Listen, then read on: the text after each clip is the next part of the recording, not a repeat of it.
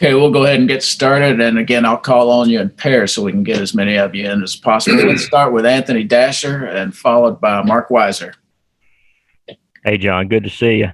After going through spring and summer, I'm talking as far as the offense is concerned, what do you anticipate being the biggest difference in this year's offense compared to last year's?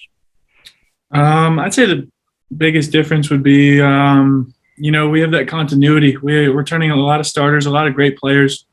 We brought in a great deal of freshmen, and we're excited. We're ready to make explosive plays through the pass game, through the run game, and I think we're going to connect on all cylinders. Hey, John, hope you're doing well. I want to ask you kind of what your sense, I know you guys just started camp yesterday, I guess. What is this preseason like compared to maybe what you guys dealt with last season? Are you having to mask indoors? And I know Kirby said the vaccination rate was like over 85% in mid-July. Has there been good buy-in on the team in that? There has been tremendous buy-in.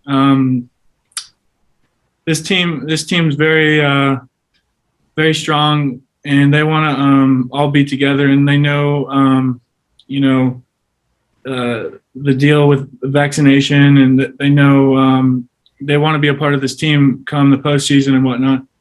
So they're going to buy in on all accounts. Okay, we'll go to Charles Odom, followed by Mike Griffith.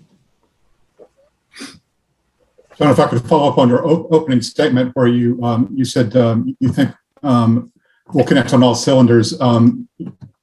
Do you think the continuity allows you guys to start out with more confident play calling from the start as compared to breaking in last year?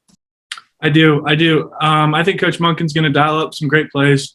We're going to run the ball well. We're going to pass the ball well. We're excited. We're going to practice hard this coming camp.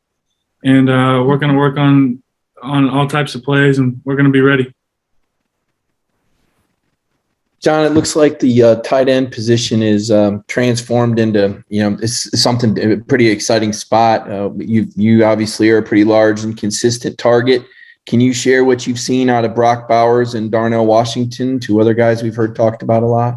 Yeah, those two guys are doing a great job, along with the rest of the tight end room. We work hard every day with Coach Hartley, Coach Monken. In meetings, we're doing well, paying attention, staying focused. And then when it comes to the practice field, they're doing great in walkthroughs. And then on the field, 7-on-7s, they've done a tremendous job making plays. So we're really excited about them. Okay, let's go to Allison Mastrangelo, followed by Chip Towers. Hey, I know it's with you, Jay, and all the guys, it's always about the team and the team goals. But for you, what is a personal goal for yourself going into this season?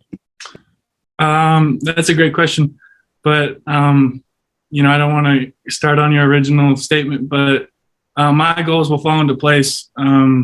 Those will come as long as my team goals come first, and my team goals are dominating this camp, doing the best I can, leading the tight end room, and then once the first game comes, we're gonna do well. So. Yeah, John, two questions real quick. It just made me think, does Arik Gilbert spend any time with the tight ends or in the tight end room, or has he so far? And then just looking at the first game, I mean, it's a huge game. Is that in any way serve as more motivation as you guys go through the summer, and get ready to start camp with the anticipation of knowing you got to be at mid-season form by the first game? I'm not really sure. We float so many players back and forth.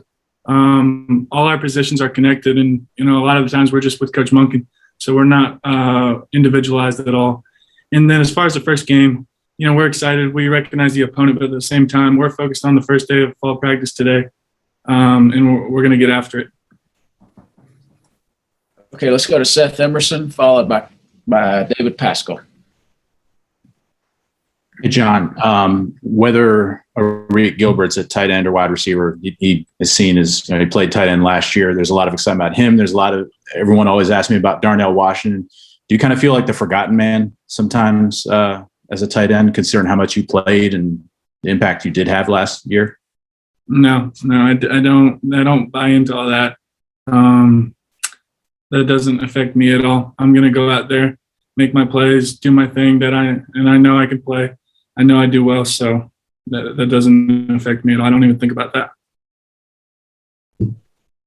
I know they play on the opposite side of the ball, but when you're talking about Kendrick and Smith, a couple of veteran DBs that came in from other programs, how have you seen them adjust to a new school, a new program, and do you see them just kind of taking off from the get-go? They've done a great job adjusting. I've gone against them a bunch in 7-on-7, and it's fun competing against them. They're great players, they're great teammates, and they bring a great deal of experience, and you can see that on the field. Okay, let's go to Jed May, followed by Connor Riley. Hey, John, you kind of alluded to this, a couple of times, but the fact that, when the offense really got things rolling at the end of last year, once things got sorted out, are y'all looking forward to heading into this season, I guess, kind of knowing where everybody fits in and not having a quarterback competition, all that kind of stuff? You can just kind of hit the ground running from game one. Yeah, we are excited about that. There's such a long gap between that Peach Bowl game and then fall camp, and we have 7-on-7s and spring ball mixed in there. But it's been a long wait, and we're just excited about this first day of camp.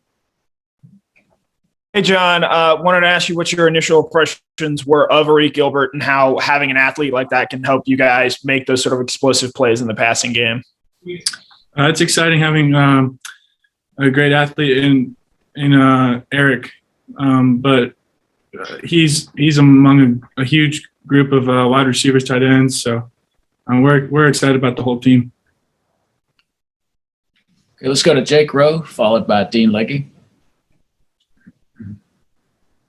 John, when the offensive line is something that, there seems to be, some position battles. There are position battles everywhere. But, when you look at the tackles and you look at kind of how things went this spring, is it a situation where you feel like some guys are maybe ahead of others or what's your confidence level in those offensive tackles since you have to play beside them?